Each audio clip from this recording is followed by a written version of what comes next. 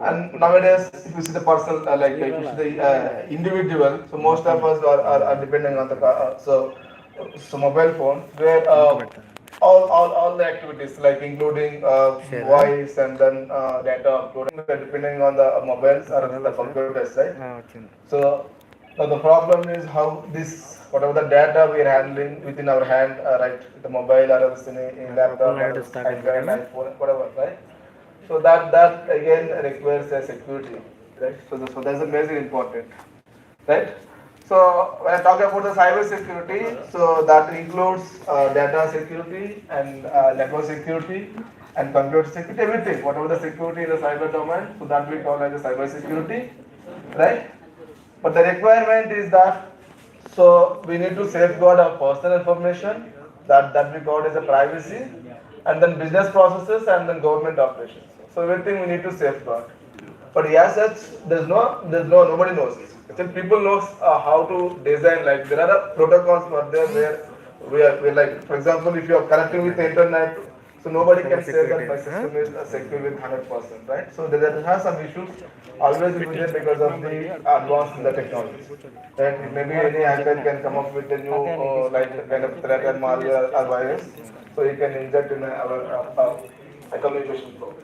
So that is the issue. So that's why I mentioned here nobody knows. So people knows how to secure their networks, but the thing is that when you connect to the internet, there are some issues will be there. One cannot say that my system or else my internet the connection system or else my whatever the mobile phone which I'm using which is connected to the internet is 100% secure. So there are always some issues or some kind of viruses might be like going to be injected, right? So now how this math is going to play a very important role in cybersecurity, we'll see in general, and then we'll come to the cryptographic point, right? So math and science are the foundations of our modern technology, as everybody knows, right? So, but an important of the math in cybersecurity is the cryptography.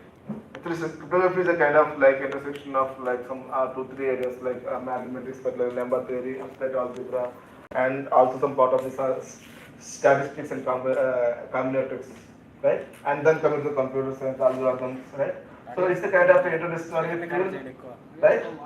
So, so the math used in the cryptography can range from very basic. You can say that Euclid algorithm, for example, if you see from the 10th class or plus 1 plus 2, we need to learn some of the algorithms, small mathematical puzzles kind of things, right? So that also can be used to design a kind of encryption algorithm. If you see the SIP cipher or some other cipher, say the cipher, those are like from the basic mathematics. So that's why the math used in the cryptography can range from the very basic to the highly advanced. Okay. So again, the cryptography is widely used on the internet to secure data against eavesdropping.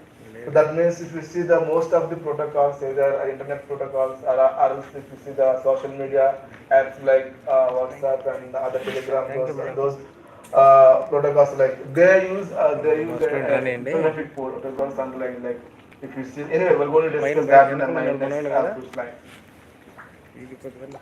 So these cryptographic algorithms are composed and around like computation hard assumptions. So these computation hard assumptions are based on the strong mathematical theory.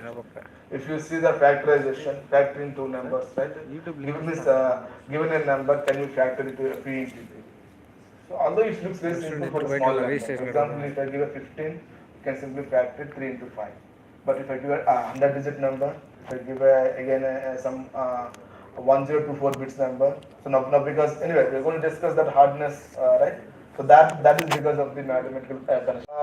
Cipher can be broken within a day, but breaking a 80-bit cipher is very difficult because we require a very big computing facility. Maybe supercomputing facility of having more than not in maybe petaflops. If you see the cryptographic algorithm, we will not call it a cryptographic theorem or something like that. So cryptographic algorithm, we call it the composed of some of the is some kind of subphases like encryption and decryption, and then maybe some other things like key generation. So those things will be there, part of the algorithm. So that's why the algorithms are crucial to computer science and the cybersecurity. So that's why we call it the cryptographic algorithms. Okay. So now we'll try to understand little deeply into this cryptography, and then what kind of cryptography like means how this cryptography has categorized into symmetric key and asymmetric key, and then now we are going into the post quantum cryptography, and then further quantum cryptography, right? So now just we'll get into this part, right? So, see, the cryptography is a mathematical algorithm that takes plain text. Whatever you speak over phone, for example, you are speaking over phone, or else you are sending a message through your phone, or else you are typing a message in a WhatsApp. So this is called as a plain text. It's plain message, or else plain voice, or else maybe audio or video call. So that will be converted into some other form, and then it will be encrypted. So that's what the mathematical algorithm is going to do this part. So the mathematical algorithm going to convert your plain information into ciphertext information. Right? So that's why a mathematical algorithm that takes a plain text and changes into a ciphertext for security purpose. So cryptography is going to do that part.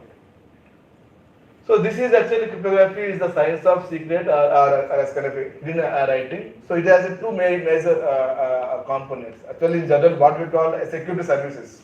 So cryptography services. If you see that there's a confidentiality, authenticity, integrity, and non-repudiation, those things. But generally, if you see that in this line, there are the two main components. One is the encryption.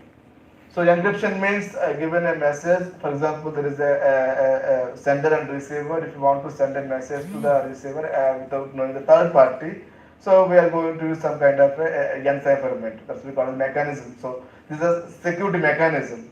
So there are some goals and there are some mechanisms are already available in cryptography. So my goal is to provide a confidentiality to the particular plain text, right? For that, I require some mechanism that will be created by using some kind of a mathematical technique, right? So that is we called as the encryption. So encryption means, so like as I mentioned, practice of hiding messages so that they cannot be read by anyone other than the intended recipient. So we will see that how this encryption and then what kind of encryption techniques were available, like symmetric and asymmetric is there. We'll look into the maybe the so next couple of slides. And then authenticity and integrity. This is like that ensuring that the user of data resources are the persons. So they claim to be, and that message has not been again. Like anyway, we'll see that how it's not altered. The message whether properly received to the receiver side. Everything we'll see that authentication and then.